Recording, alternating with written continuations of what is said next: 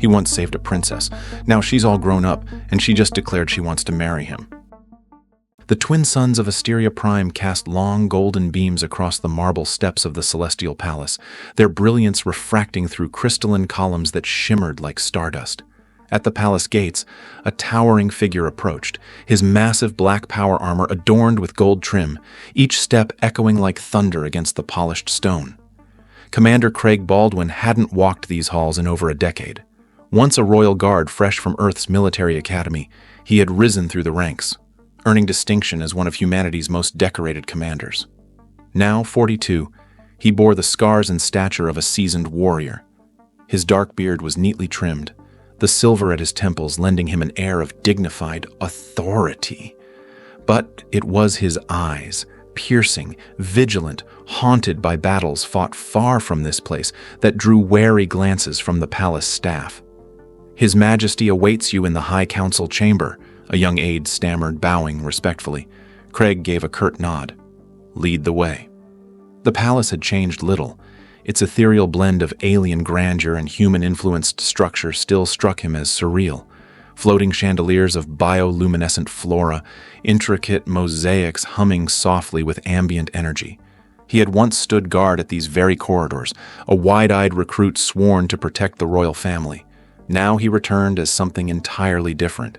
They turned down a broad hallway when a sudden flicker of violet caught his eye. A figure emerged from an adjacent corridor, graceful, radiant, otherworldly. She was unlike anyone he remembered. Tall and elegant, her skin shimmered with a soft violet hue, her long hair cascading like liquid amethyst down her back. She wore a golden corset that clung to her figure and a matching skirt that glimmered as she walked. But it was her eyes, bright, intelligent, unmistakably familiar, that stopped him in his tracks. "Commander Baldwin," she said, her voice smooth as silk. Or should I say, Guard Baldwin. He froze. Only one person had ever called him that. She tilted her head, smiling mischievously. "Still don't recognize me?" Your Highness," he said at last, catching the royal insignia at her hip. Her laughter chimed like wind through crystal leaves. "You saved me once. A frightened little girl in the palace gardens. I never forgot." A spark ignited in his memory. An attempted assassination. A trembling child clutching his hand, the weight of duty crashing into him for the first time. "Princess Lisha," he breathed. "Indeed," she said, stepping closer. "I've changed a bit since then." She wasn't wrong. The timid teenager had become a vision, poised, magnetic, undeniably alluring. Craig felt a flicker of unease twist in his gut, but he bowed with practiced grace. "My apologies for not recognizing you sooner." "No apologies needed," she said softly. "We'll have plenty of time to reacquaint ourselves." Before he could respond, the council chamber doors swung open. She brushed past him, her shoulder grazing the gold of his armor. "Until then, Commander," she whispered, and disappeared inside. Craig inhaled deeply, steadying himself. He had expected a summons, a mission, a formal briefing. He hadn't expected her, and certainly not what came next. Craig stepped into the council chamber, the weight of polished marble and alien gazes pressing on his shoulders. The room curved into a high dome, with celestial light panels casting soft radiance across dignitaries seated in tiers. At the far end sat King Ryland, taller and broader than Craig remembered, his deep violet skin and silver robes radiating quiet power. "Commander Baldwin," the king's voice resonated through the chamber. "Welcome home." Craig approached and lowered to one knee. "Your Majesty..." But before the king could continue, a soft voice broke the formality. "Father," Princess Lisha said, rising gracefully from her seat, "before we begin, I have an announcement." All attention turned to her. Craig's heart skipped. "I wish to marry Commander Baldwin." The chamber fell into stunned silence, then erupted in whispers like a hive disturbed. Craig remained frozen mid-kneel, unsure if he'd heard correctly.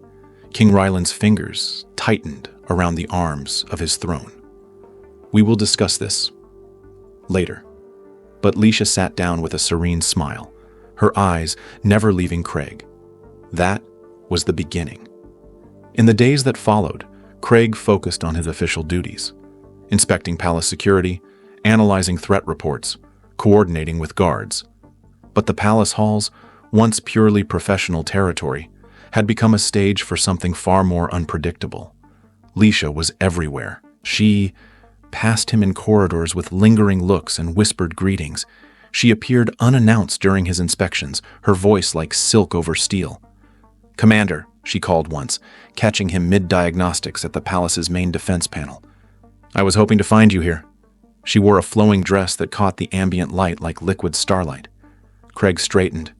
"Your Highness, I'm conducting a system check. Security protocols." "Perfect," she replied, stepping closer. "I've always found human tech fascinating. Maybe you could explain it to me?" She leaned in, peering at the display with genuine interest, but her gaze soon returned to him. "Tell me," she said, tracing one gold-lined shoulder of his armor. "Do Asterian systems confuse you as much as human ones confuse me?" Craig took a slow breath. "Princess..." "Lisha," she corrected gently, her voice low. "This isn't appropriate," he said, more to himself than to her. "By whose standards?" she asked, eyes dancing. "Certainly not ours. You know, Commander, Asterian women choose mates based on strength and honor, not title. You earned your place here." "I'm not here to be chosen," he replied. "I'm here to protect. Maybe you're here for both." She left him with that statement.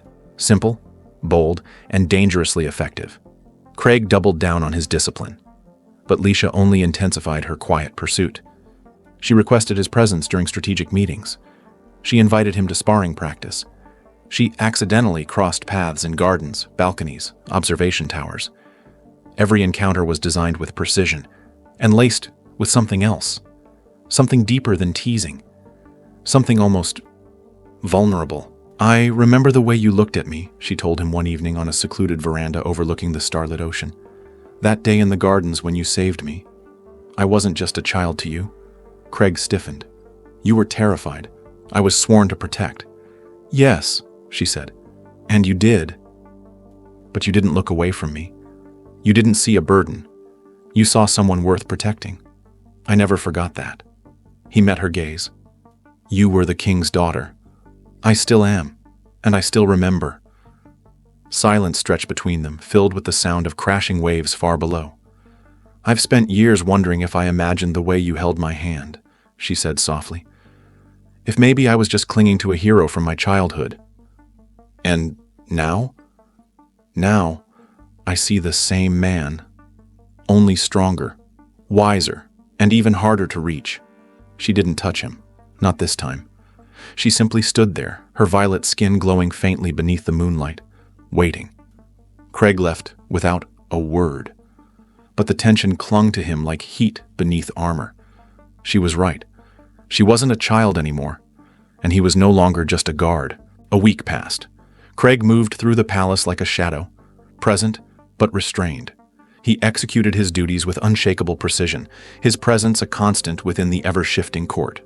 Yet behind the professionalism, his thoughts drifted more often than he liked. Toward her.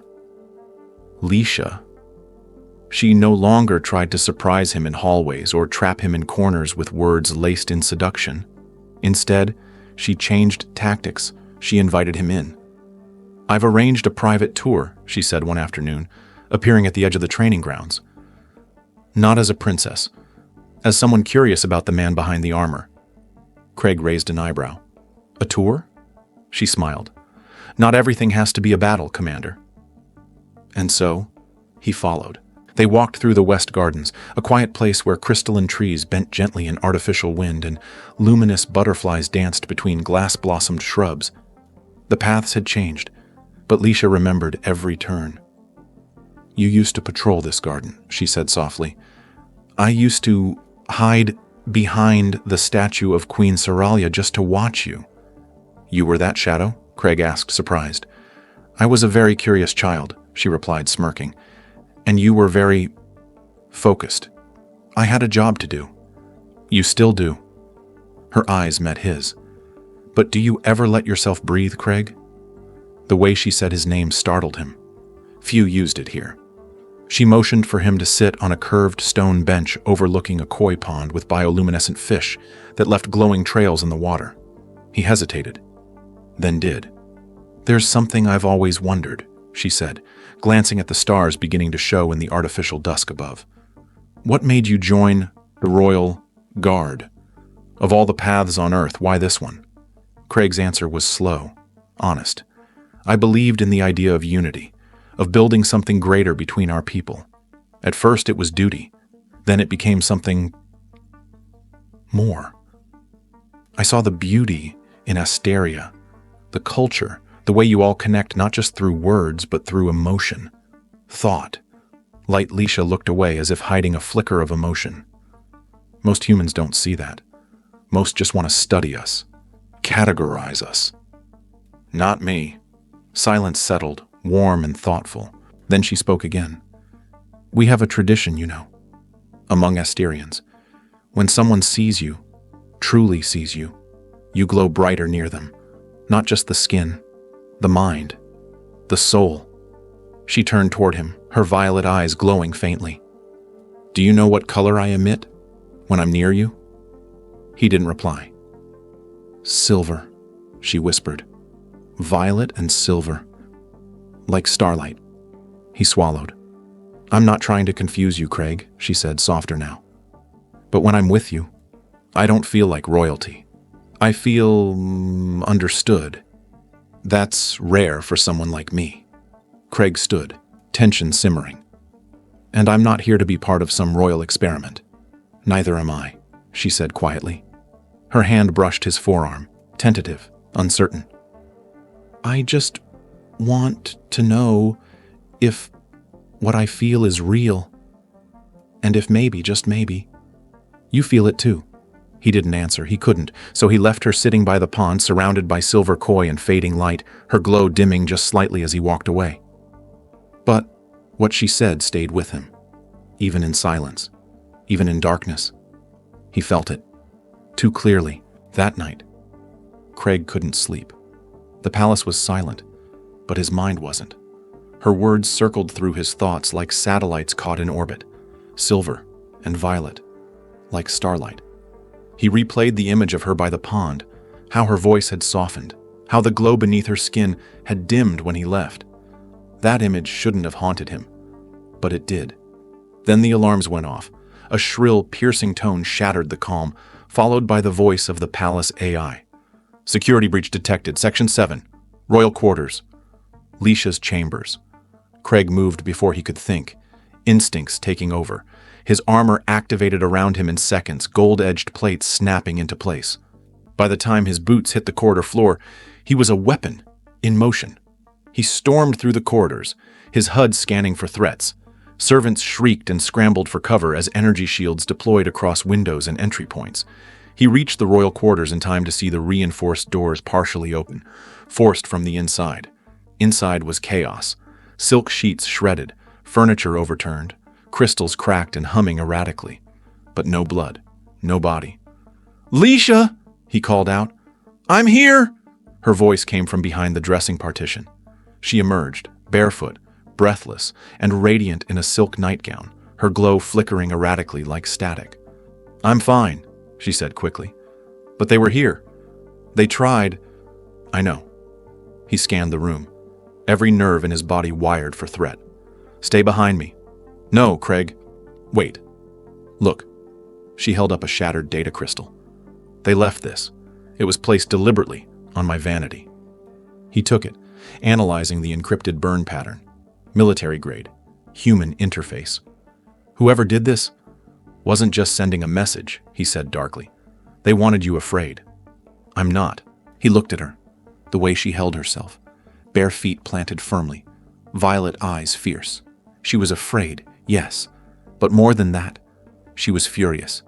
"They broke into my home," she growled, "because of who I love." Craig stilled. Her words hung in the air like electricity. "You said..."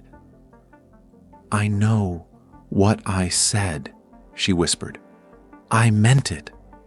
For a moment, the security lights pulsed around them, blue against gold, violet against silver, two warriors surrounded by wreckage holding the truth between them. "I've spent years holding it in," she continued, "pretending you were just a memory. But you're not. You're here, and I'm tired of waiting for the right moment." She stepped forward, every movement slow, deliberate. Her glow intensified, wrapping the room in a soft, pulsing light. Craig didn't move. "Lisha, you don't have to say anything." Her hand touched the edge of his armor. "Just don't run again." His hand caught hers before she could pull away. "I've never run," he said, his voice low. "I've only ever tried to protect you." "Then let me do the same," she breathed. He didn't mean to kiss her. It just happened. One moment, they were standing in the ruins of her sanctuary, and the next, his lips found hers. Fierce and hungry, 10 years of denial unraveling in a heartbeat. Her arms wrapped around his neck, her body pressed against his armor, and for the first time, he let go of protocol, let go of restraint, and held her like he had always wanted to, always. The kiss deepened. Her glow exploded into brilliant violet waves, bathing the room in starlight. Even the shattered crystals hummed in response, vibrating gently from the energy between them. Then, a shot rang out. A searing bolt of plasma sliced through the wall where Lisha had been seconds ago. Craig spun, throwing her to the floor and drawing his weapon in the same motion. Above them, on the upper balcony, a figure cloaked in distortion shimmered, an assassin, mid-recoil. Craig fired. The blast hit the wall as the attacker vanished into a ripple of light, cloaking tech activating. Alarms wailed louder, and guards stormed in. "Secure the perimeter!" Craig barked, shielding Lisha with his body. "He's still inside!" "Craig," she whispered against his shoulder, clinging to him. "Again. You saved me." His arms tightened around her. "Always." King Ryland arrived moments later, robes billowing, antennae taut with fury. "What happened?" he demanded. Craig stood, helping Lisha up. "An assassination attempt. Second one this week." The king's eyes flared with alarm. "Enough. From this moment on, Commander Baldwin, you are not only her guard. You are her shadow. Wherever she walks, you walk. Wherever she sleeps, you sleep nearby. Protect her. With your life." Craig bowed, his hand still holding hers. "Yes, Your Majesty." Lisha smiled slightly, her fingers threading through his.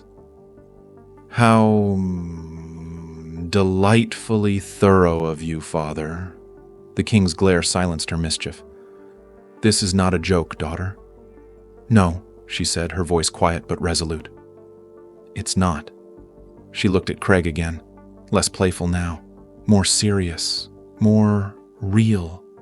And he understood. This wasn't a game. This was war. The attack left a scar on the palace, but a deeper one lingered inside Craig. He'd held her, kissed her, saved her, again. And now, he was her shadow. The king's orders had been absolute. Craig was to remain within 10 paces of Princess Lisha at all times. Not just as her protector, but as her shield, her witness, her silent companion in every step she took. And yet, with every hour that passed, silence became harder to maintain. Lisha didn't make it easier. She moved through the palace with her usual grace. But there was something new in her now, something less restrained. She no longer teased, no longer provoked with clever glances and ambiguous remarks. Instead, she looked at him with a kind of fierce tenderness that burned hotter than any flirtation. And Craig was running out of defenses. It was after the day's final security review that she invited him to her private observatory. For a moment of quiet, she said simply. He followed. The observatory sat atop the eastern spire of the palace, a dome of clear crystalline glass overlooking the stars. No guards, no advisors, just her and him. Lisha stood near the curved window, bathed in starlight, her violet skin glowing softly. Her long hair flowed freely, catching the shimmer of space beyond. Craig remained by the door, tense. "This isn't safe. It's more secure than anywhere in the palace," she said without turning. "And you're here?" She looked back at him then, eyes luminous. You've barely spoken to me. I've had nothing to say that wouldn't complicate things. She stepped closer. Maybe things are already complicated, and we just keep pretending they're not. He didn't move. Craig, she said softly, stopping inches from him. You kissed me. I did. Did it mean anything? He looked into her eyes, into the light that seemed to bloom from her very soul. Yes. That one word shifted the gravity in the room more than any star outside the dome. Lisha exhaled, her breath trembling. I've wanted to hear that for years. He stepped forward, closing the distance. You were just a child then. I'm not anymore. No, he agreed. You're not. Her hand rose to his chest, resting lightly over his heart. He didn't stop her. You always carried the weight of duty, she whispered. But don't forget, duty and desire. They're not enemies. Not always. When her lips met his again, there was no chaos, no explosions, no plasma bolts ripping through the air. Just warmth, just starlight, just them. Craig lifted her effortlessly, his hands steady on her waist, her body light in his arms. She wrapped around him like orbit around a star. They didn't speak. They didn't need to. He carried her to the low bed of cushions beneath the window, a nest of silk and starlight she had prepared without saying a word. As he removed his armor, piece by piece, she watched in silence. No commands, no orders, just reverence in every movement. She touched his skin like it was something sacred. His hands traced the curves of her waist, her back, her throat. Slow, reverent, learning her all over again. Their first night together was not rushed. It was a discovery. She showed him how her skin glowed brightest when he whispered her name. He showed her how human touch could slow time. When they moved together, it wasn't only physical, it was gravitational, emotional, elemental. Their bodies aligned like constellations long separated, now drawn back into orbit. She made the stars tremble around them. Her bioluminescence surged in waves, casting violet light that spilled across the room, reflected in the crystalline dome above. It was as if the galaxy itself watched with breathless wonder. Craig had never known anything so powerful could also be so gentle. And Lisha, who had known politics, pressure, and performance her whole life, found in his arms the first place she could truly exist. Afterward, they lay tangled together on the floor of silk and stardust. Her head rested against his chest, his arms wrapped protectively around her. Their breaths, slow and shared, seemed to echo in the quiet dome. I used to imagine this, she whispered, back when I didn't even understand what I was imagining. He smiled into her hair. Me too. She looked up at him. Do you regret it? His thumb brushed along her cheek. Not for a second. Even if it makes everything harder? He nodded. Especially then. The hard things are usually the ones worth fighting for. She traced the scar along his ribcage, her fingers glowing faintly where they touched him. You're not just my protector anymore. No, he said, voice thick. Now. I'm yours too, she smiled, and her glow brightened once more. The days that followed their night in the observatory were different. Subtle changes hummed beneath the surface of palace routine. Craig remained ever at Lisha's side, now by royal decree, but also by something stronger, unspoken, and undeniable. They didn't speak of that night, not out loud, but it echoed in every glance, every gentle touch when no one was looking, every moment when the silence between them felt charged with the weight of something sacred. Craig noticed how her glow lingered longer around him now, brighter, steadier. It no longer flickered in reaction to surprise or danger. Instead, it pulsed in soft, rhythmic waves, almost like a heartbeat. One evening, Lisha requested his presence in the palace garden. A quiet hour, just after sunset. Bioluminescent petals glowed with blues and purples, and the air carried a subtle electric charge. She stood barefoot in the grass, one hand resting over her abdomen. He felt it before he saw it. A pulse of violet light emanated from her core, expanding like a ripple through space. Not wild, not chaotic, purposeful. "Lisha," he said cautiously, stepping closer. "What's happening?" She turned to face him, eyes glowing with something softer than joy, deeper than fear. "I've been different," she said quietly. "Since that night. I thought it was just the bond, the intensity of it, but..." She hesitated. Craig's brow furrowed. "But what?" "The physicians confirmed it today." She looked down at her hand on her stomach. "I'm carrying a child." Time stopped. Craig stood frozen as her words settled around him like falling stardust. "A hybrid," she continued, "half human, half Asterian." He stared at her, at the glow in her skin, the way it brightened as she said the word child. "And it's stable," she added quickly, seeing the whirlwind of concern in his eyes. "The genetics are aligned. Perfectly, actually. They've never seen anything like it." Craig took a step back, his mind racing through impossible calculations, biological improbabilities, diplomatic consequences. "Are you all right?" he finally asked. She nodded. "More than all right. Craig, I feel stronger, calmer, centered." He looked at her, at the woman he'd sworn to protect, the woman who now carried the future in her body, a future no one had prepared them for. They want to run more tests," she said gently. "Of course they do. They're scientists. And this changes everything." He reached for her hand. "No tests unless you approve them," he said. "And no pressure. Not from them. Not from me. Just what you need. What we need." Her eyes shimmered. "You're not overwhelmed?" "I'm terrified," he admitted. She laughed softly. "But," he added, "I've never been more certain of anything. You, me, this child. It's not an accident. It's a beginning." Lisha stepped into his arms, her glow pulsing brighter as she rested her head against his chest. "I've always believed our worlds could be more than allies," she murmured. "Now, we carry proof." They stood there, surrounded by silent stars and shimmering petals, while the palace quietly shifted around them. In that moment, the future took its first breath. Within her, between them. And the universe would never be the same. The announcement, though kept private, did not stay secret for long. Within days, whispers spread through the palace.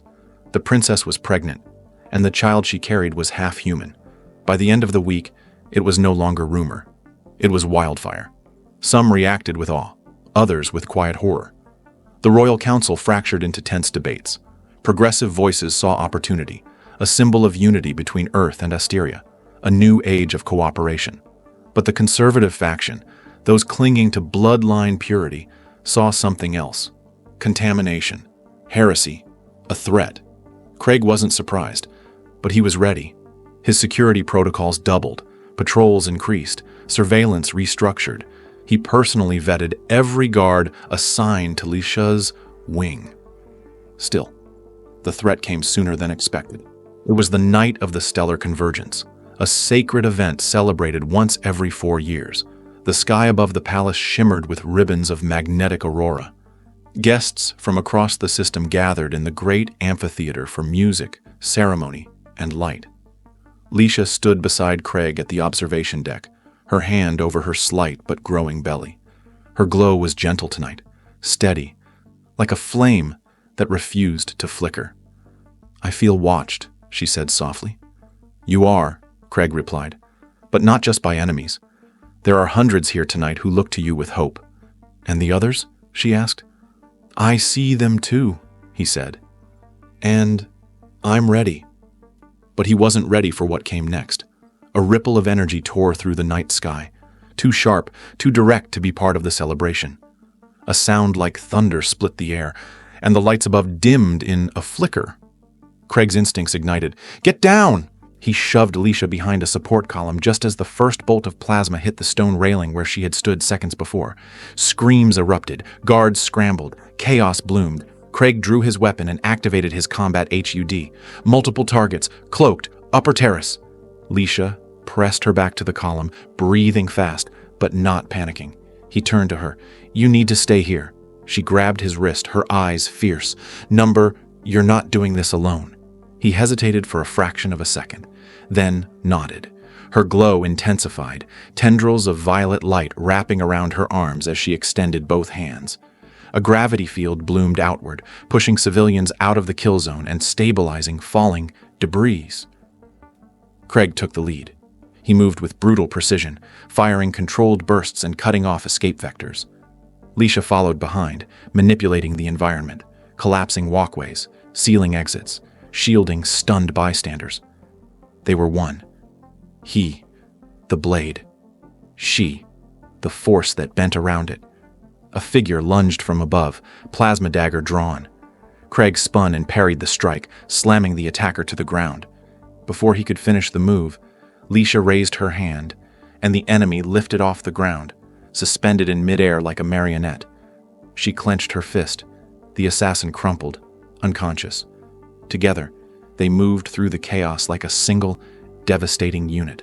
When the final attacker was subdued and the threat neutralized, silence fell. The crowd, hidden and huddled, slowly emerged. Lisha's glow dimmed as the adrenaline faded. She swayed slightly. Craig caught her before she fell. "I'm fine," she whispered. "You're carrying more than yourself now," he said gently. She smiled faintly. "And I wasn't about to let my child's father fight alone." Later, as council members argued in emergency session, Craig stood beside her, unshaken, immovable. King Ryland rose, his voice a thunderclap. "Let there be no mistake. What you witnessed tonight was not scandal. It was strength. It was unity in motion. My daughter and her consort did not just protect the palace, they protected what will one day be our future." No one argued after that.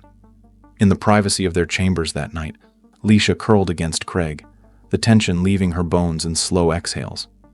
"We're targets now," she murmured. "Not just for who we are, but for what we represent."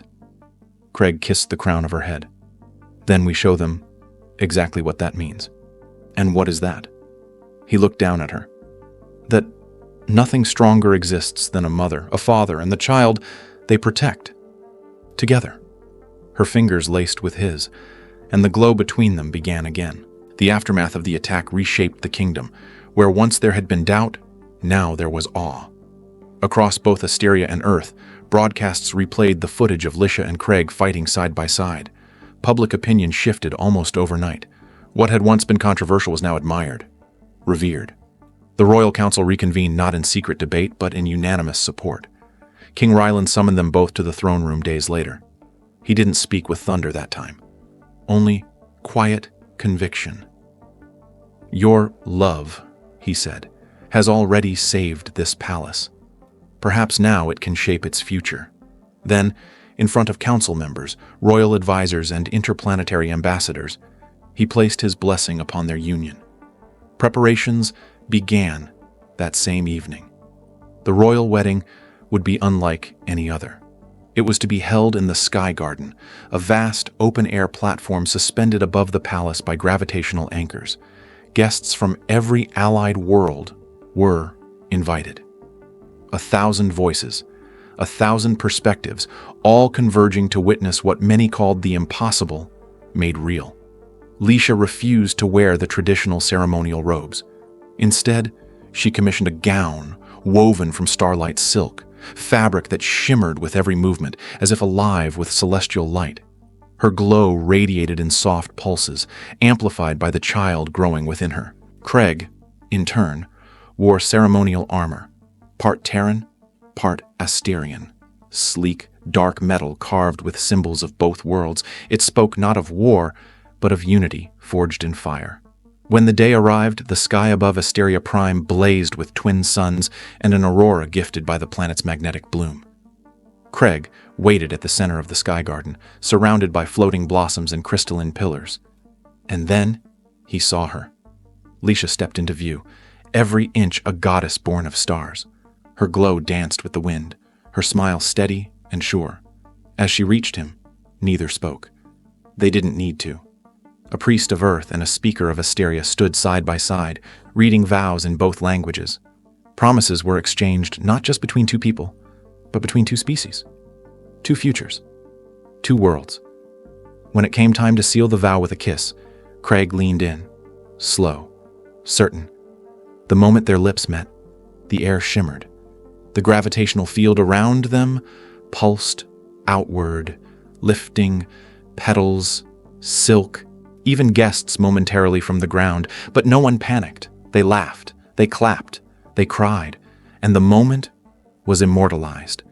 Afterward, as twilight settled and the stars blinked into view, Craig and Lisha stood hand in hand at the edge of the garden. "My beautiful chaos," he whispered, brushing her cheek. She laughed softly. "We're going to confuse every historian in the galaxy." "Good," he replied. "Let them try to explain what love really looks like." Parenthood changed them, not in the ways they feared, but in the ways they never expected. Craig remained a warrior, a protector, but now he was also something gentler, a father learning to interpret soft cries and tiny fingers curled around his glove. Lisha, once the radiant flame of the court, glowed differently now, not just from her bioluminescence but from the serenity of motherhood. Her steps slowed, her voice softened, but her will? It burned brighter than ever. Their son, Riyar, arrived in a blaze of light and gravity. Quite literally, the birth had required a reinforced delivery chamber and 3 interspecies medical teams. When he was born, he levitated for the first 12 seconds of life, eyes open, silver, shimmering with curiosity. He was perfect. Craig remembered the moment clearly, holding that impossibly small form against his chest, feeling the weight of generations shift in his arms. "Welcome, little bridge between worlds," Lisha had whispered. As Riyar grew, so did his powers. By 6 months, he could float his toys around the nursery. By 1 year, he was forming primitive energy shields when startled.